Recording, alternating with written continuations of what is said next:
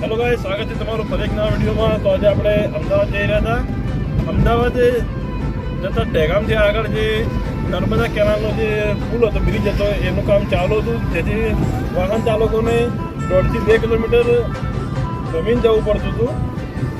અને છેવટે એ કામ આજે 12 મહિના 1.5 વર્ષ પછી પૂરું થઈ ગયું છે. જેથી વાહન ચાલકોને ભારે રાહત મળી છે.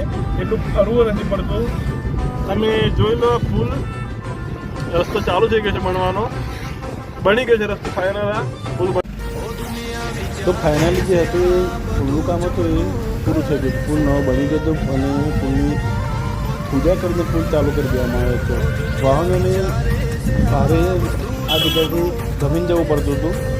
આ સાથે આવવું હોય તો આ જગ્યાએ જમીન જવું પડતું હતું, અને આ સાથે આવે તો આ જગ્યાએ જમીન જવું પડતું હતું.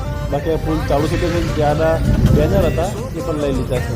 તો ફાઇનલી પુલનું કામ પણ પૂરું થઈ ગયું છે. અને જ્યાં બેનર હતા એ પણ કાઢી દીધા છે. જેથી વાહન ચાલકોને રાહત મળી ગઈ છે. વિડીયો ગમે તો લાઈક કરી દીધો, શેર કરી દેજો, ફોલો કરવાનું ભૂલતા નહીં. Thank you.